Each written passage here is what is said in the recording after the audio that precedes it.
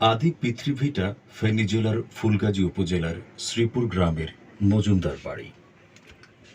কে জানত পরীর মতো সুন্দর ছোট্ট সেই মেয়েটি একদিন পুরো দেশ জুড়ে পরিচিত হবেন বেগম খালেদা জিয়া নামে, হয়ে উঠবেন দেশের ইতিহাসের একজন সফল প্রধানমন্ত্রী, যার খ্যাতি এবং সুনাম ছড়িয়ে পড়বে গোটা দুনিয়াতে। হ্যাঁ, বলছি বাংলাদেশের তিনবারের সবচেয়ে জনপ্রিয় এবং সফল প্রধানমন্ত্রী বেগম খালেদা জিয়ার কথা।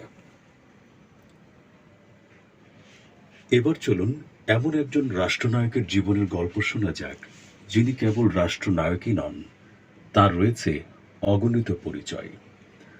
বাংলাদেশে বহুদলীয় গণতন্ত্র ব্যবস্থার প্রবর্তক তিনি, একই সাথে আধুনিক বাংলাদেশ গড়ার কারিগর, আপাদমস্তক একজন স্বপ্নদ্রষ্টা।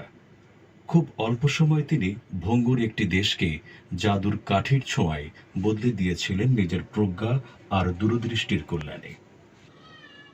নববধূ খালেদা জিয়া স্বামীর সাথে ১৯৬৫ সাল পর্যন্ত দিনাজপুরে অবস্থান করেন। পরবর্তীতে ওই বছরই খালেদা জিয়া স্বামীর সাথে পশ্চিম পাকিস্তানের করাচিতে চলে যান।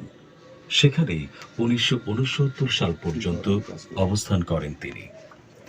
এরপর তার গন্তব্য হয় ঢাকা। কিছুদিন ঢাকার জয়দেবপুরে থাকার পর স্বামী জিয়াউর রহমানের কর্মস্থল হয় চট্টগ্রামের ১৬ শহর এলাকায়।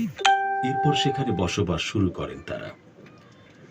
স্বামীর কর্মসূত্রে দেশের এ প্রান্ত থেকে ও প্রান্ত ঘুরে বেড়ানো বেগম জিয়ার আরও একটি পরিচয় হল তিনি একজন মমতাময়ী মা। দাম্পত্য জীবনের ৯ বছরের মাঝে তার কোল আলো করে জন্মায় ২ পুত্র সন্তান। বড় পুত্র তারেক রহমান, সবার ভালোবাসার তারেক জিয়া।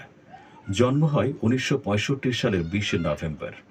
ছোট পুত্র আরাফাত রহমান কোকো, জন্ম ১৯৬৯ সালের ১২ আগস্ট।